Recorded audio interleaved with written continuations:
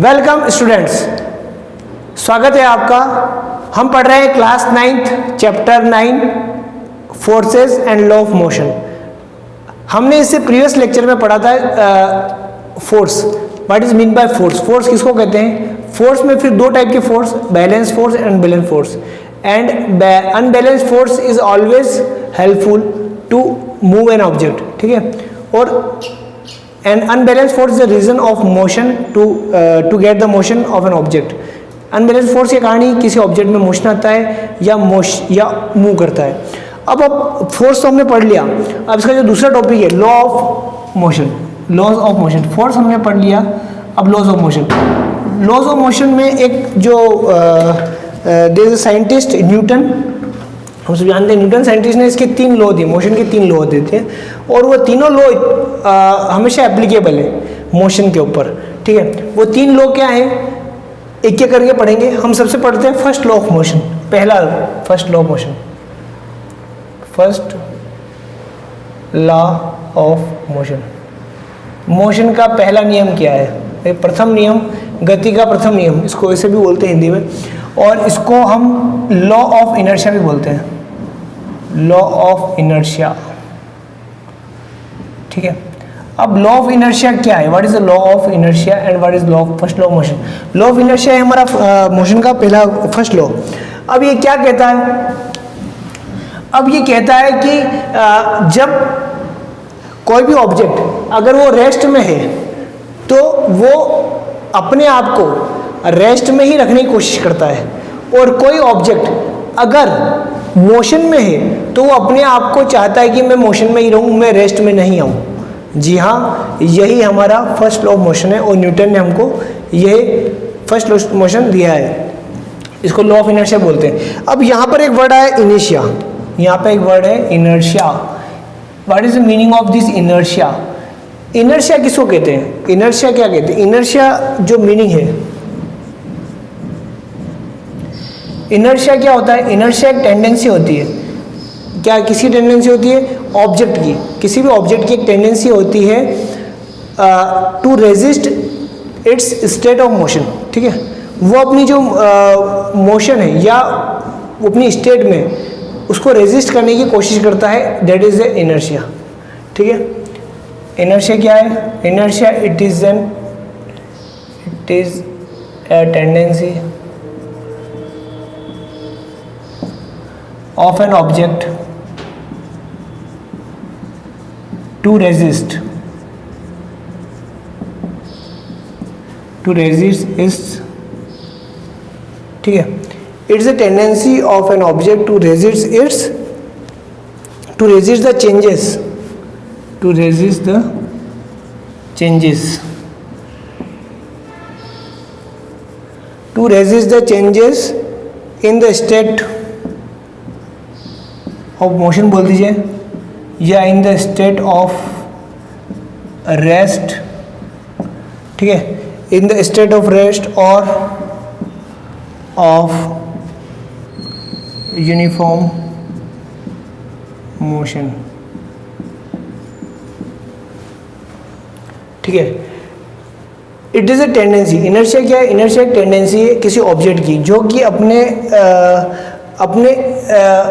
Object को अपने या तो रेस्ट में है तो चेंज करता है अपनी टेंडेंसी को, और अगर वो यूनिफॉर्म मोशन में होगा तो वो अपने मोशन में होगा तो वो रुकने की जो रुकने के लिए उसको रेजिस्ट करेगा। यानी कि समझ लीजिए कि मान लीजिए सपोज कोई ऑब्जेक्ट है, अगर मुझे उसको फोर्स, इसको मोशन में लाना है किसी ऑब्जेक्ट को, तो उसको मुझे क्या करने का पड़ेगा? फोर्स अप्लाई करना पड़ेगा। परंतु ये ऑब्जेक्ट चाह कर भी, मतलब कोशिश करता है कि मैं मोशन में नहीं हूँ, मैं रेस्ट में तो रेस्ट में रहूँ। और कोई भी ऑब्जेक्ट अगर यूनिफॉर्म मोशन में है तो वो यूनिफॉर्म मोशन में ही रहना चाहता है, उसकी टेंडेंसी है कि मैं यूनिफॉर्म मोशन में ही चलता रहूँ। कोई ऑब्जेक्ट अगर मूव कर रहा है, जा रहा है तो चाहता है कि मैं जिंदगी भर चलता ही रहूँ, मैं कभी रेस्ट में नहीं आऊँ। तो इस पूरी टेंडेंसी को, उस ऑब्जेक्ट की टेंडेंसी को क्या कहते हैं? इनर्शिया कहते हैं। तो आपके माइंड में क्वेश्चन आता है, सर ऐसा होता थोड़ी है क्या? ऐसा होता थोड़ी कि कोई ऑब्जेक्ट किसी को मैंने चला दिया, कोई इन्फॉर्मेशन अगर किसी ऑब्जेक्ट को दे दिया, कोई ऑब्जेक्ट चल रहा है तो चलता ही रहेगा फिर तो पर वो ऑब्जेक्ट तो रुकता है ना सर। मैंने अगर किसी बॉल को धक्का दिया तो बॉल तो आगे जाके कहीं ना कहीं रुकेगी। अगर कोई कार जा रही है, कार एक बार मोशन में आ गई तो कहीं ना कहीं आगे जाके रुकती है वो तो, ठीक है, चाहे मैं उसको पे स्पीड लगाऊं या ब्रेक लगाऊं या नहीं लगाऊं, कहीं ना कहीं जाके तो रुकेगी। बिल्कुल, यू आर राइट, वो रुकती है क्योंकि उस पर कोई ना कोई फोर्स अप्लाई होता है, उस पर एक फ्रिक्शन फोर्स अप्लाई होता है या एयर का फ्रिक्शन फोर्स अप्लाई होता है, रोड के द्वारा, रोड और टायर के बीच में एक फ्रिक्शन फोर्स अप्लाई होता है जिसके कारण वो ऑब्जेक्ट जो है रुकता है। तो इस टेंडेंसी को हम क्या कहते हैं, इस टेंडेंसी को हम इनर्शिया कहते हैं, ठीक है। अब इनर्शिया तो आपने बोल दिया, अब इनर्शिया का मेजर कैसे करते हैं? इनर्शिया को measurement, the mass of an object is a measurement of an inertia, ठीक है। तो मास ऑफ एन ऑब्जेक्ट, किसी ऑब्जेक्ट का mass of an object is a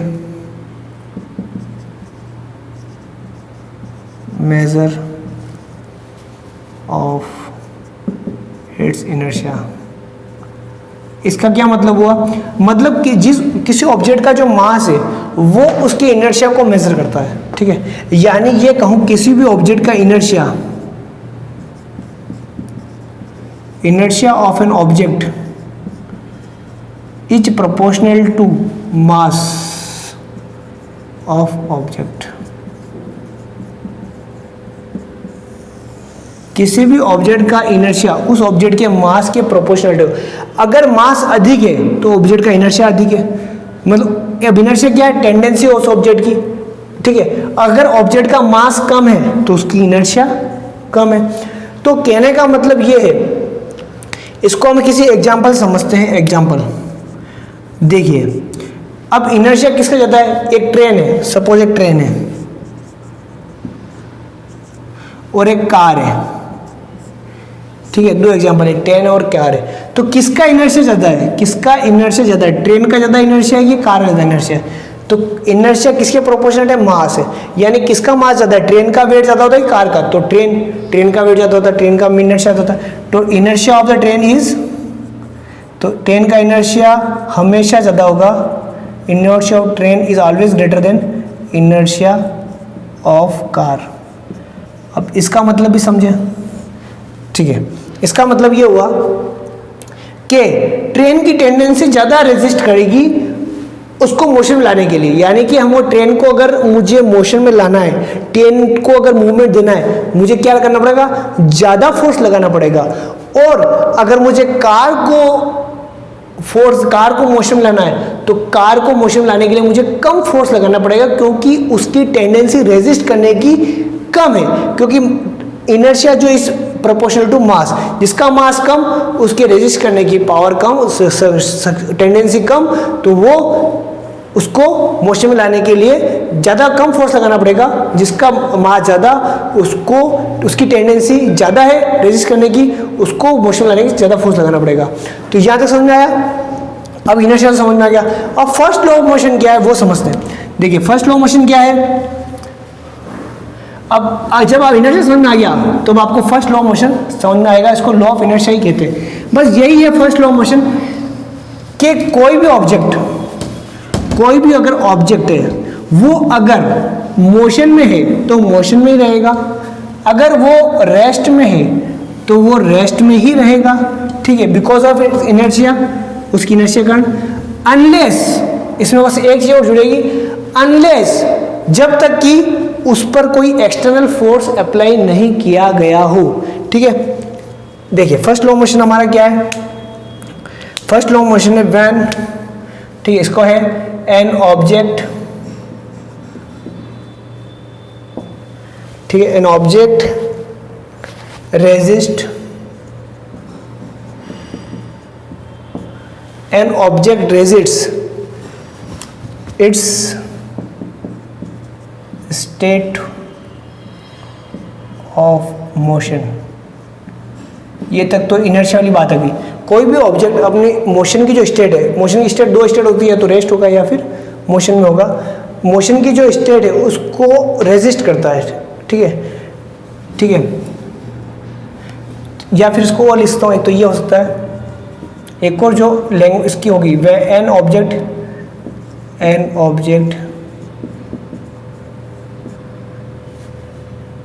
is in rest, it comma करके लिख दीजिए, it remains in rest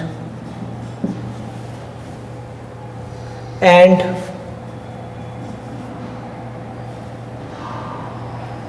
if an object, या if लगा दीजिए, आपकी डेफिनेशन बहुत ही अच्छी हो जाएगी। if an object is in rest, अगर कोई ऑब्जेक्ट रेस्ट में है, it remains in rest, वो रेस्ट में ही रहना चाहता है। and और यदि if an object is in motion,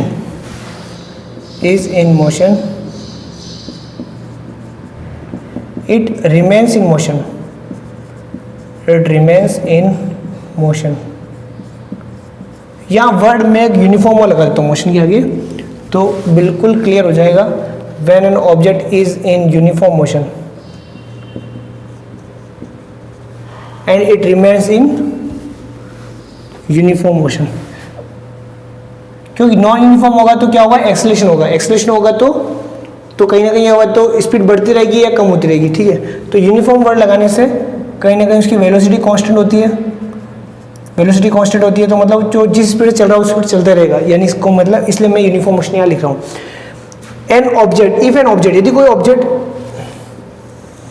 ठीक है, यहाँ से देखिए, if N object is in rest, it remains in rest, कोई ऑब्जेक्ट अगर रेस्ट में है तो रेस्ट में ही रहेगा। If N object is in uniform motion, अगर कोई ऑब्जेक्ट यूनिफॉर्म मोशन में, it remains in uniform motion, वो यूनिफॉर्म मोशन में ही रहेगा, अनलेस, यहाँ तक तो इनर्शिया वाली बात हो गई भाई। इनर्शिया यही बोलता है कि कोई ऑब्जेक्ट अगर रेस्ट में तो रेस्ट में रहेगा, और यूनिफॉर्म मोशन में तो यूनिफॉर्म मोशन में रहेगा, ठीक है। यहाँ तक तो इनर्शिया, और उसका जो इनर्शिया है वो प्रोपोर्शनल होगा मास पर, ठीक है। चलो यहाँ तक तो ठीक है। अनलेस, अब यहाँ से आता है फर्स्ट लॉ मोशन, अनलेस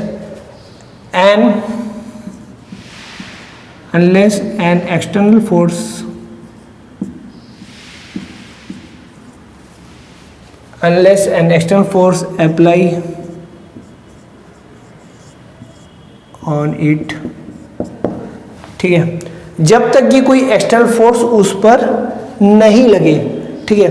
यानी कि कोई भी ऑब्जेक्ट अगर वो मोशन में है, ये हमारा है first law of motion, this is the first law of motion, बिल्कुल सिंपल है। फर्स्ट लॉ मोशन क्या है, कोई भी ऑब्जेक्ट अगर रेस्ट में है तो रेस्ट में ही रहेगा, कोई ऑब्जेक्ट अगर मोशन में है तो मोशन में ही रहेगा, जब तक कि कोई एक्सटर्नल फोर्स उस पर अप्लाई नहीं होता है, ठीक है। अब आप कहेंगे सर ठीक है, चलो मैंने मान ली सर आपकी बात। अब आप अगर एक बॉल ले लीजिए, क्या ले लीजिए आप सर, एक बॉल ले लीजिए, ठीक है, ले ली साहब बॉल मैंने। अब मैं आपसे कहूँ सर इस बॉल पे को मैंने ऐसे फोर्स लगाया, एफ लगा दिया, चलिए फोर्स भी लगाइए मत, कहीं ना कहीं इसको यूनिफॉर्म मोशन दे दिया, एक वेलोसिटी दे दी, और यूनिफॉर्म मोशन से ये जा रही है बॉल, ठीक है। इसका कहीं ना कहीं वेलोसिटी v है, v वेलोसिटी जा रही है, ठीक है। अब जब इसकी v वेलोसिटी जा रही है तो ये फर्स्ट लॉ ऑफ मोशन के हिसाब से, तो जो ऑब्जेक्ट रेस्ट में रहता है, जो ऑब्जेक्ट अगर मोशन में है तो मोशन में रहता है, जब तक कि उस पर एक्सटर्नल फोर्स न लगे, तो इस पर तो कोई एक्सटर्नल फोर्स लग ही नहीं रहा है, ठीक है। तो आगे जाके एक समय बाद तो ये बॉल रुक जाएगी, यहाँ जाके ये बॉल यहाँ पे रुक जाती है, यहाँ पे इसकी वेलोसिटी क्या होती है, v = 0 हो जाएगा, ठीक है। आप देख लीजिए, आप कितने भी जोर से बॉल को फेंकें, एक कितनी भी दूर 100 मीटर पे भी जाके बॉल रुकेगी, बट रुकती है, कारण क्या है। या मान लीजिए इस बॉल को मैं स्लोप में फेंकूं, कोई स्लोप है, इस स्लोप में अगर बॉल को फेंकूं मैं यहाँ से, ठीक है, और इस स्लोप में अगर बॉल जा रही है मेरी, और फिर बाद में ऐसे जाएगी बॉल, यहाँ से अगर मेरी यहाँ गई, ठीक है, फिर यहाँ जाके यूँ जाएगी बॉल, और कितनी भी दूर जाके यहाँ जाके रुकेगी, पर रुकेगी तो है, ठीक है। तो अब यहाँ पर फर्स्ट लॉ मोशन आप कहेंगे सर न्यूटन तो बोल रहा था कि जब कोई ऑब्जेक्ट मोशन में आता है यूनिफॉर्म मोशन में, तो यूनिफॉर्म मोशन में रहेगा, वो रुक क्यों रहा है सर, रुकना नहीं चाहिए ना सर। तो भैया आगे भी तो सुन लो, अनलेस एन एक्सटर्नल फोर्स, तो यानी कि कोई ना कोई अनलेस एक्सटर्नल फोर्स अप्लाई हो रहा है। अब एक्सटर्नल फोर्स किसका, एक्सटर्नल फोर्स एक तो एयर का हो सकता है और एक फ्रिक्शन फोर्स होता है, यानी कि इस बॉल और इस सरफेस के बीच में एक फ्रिक्शन फोर्स अप्लाई होता है। क्या होता है, फ्रिक्शन फोर्स, ये फ्रिक्शन फोर्स क्या करता है, अपोजिट डायरेक्शन में लगता है, इसकी वेलोसिटी है, तो वो उस बॉल को रोकने की कोशिश करता है और ये बॉल को यहाँ पर जाके रोक लेता है। और कहीं ना कहीं अब इसी का एग्जाम्पल कार है, कार एक यूनिफॉर्म वेलोसिटी चल रही है तो चलती रहनी चाहिए, वो क्यों रुकती है, उसमें भी फ्रिक्शन फोर्स लगता है टायर और इसके बीच में, रोड के बीच में। और एक एयर का भी फोर्स लगता है, एयर का भी एक रेजिस्टेंस फोर्स लगता है जो कि उस कार को रोकता है। तो ये हम आगे फर्दर क्लास में पढ़ेंगे। तो ये मैं I think I am able to clear the first law of motion to the students. Okay, तो this is the first law of motion, बहुत ही सिंपल है, ठीक है। अगर कोई ऑब्जेक्ट रेस्ट में है तो रेस्ट में रहेगा, कोई ऑब्जेक्ट अगर मोशन में है तो मोशन में रहेगा, जब तक भी उसके ऊपर कोई एक्सटर्नल फोर्स अप्लाई नहीं किया जाता। Simple, it is simple as it is the first law of Newton's motion. Okay, thank you.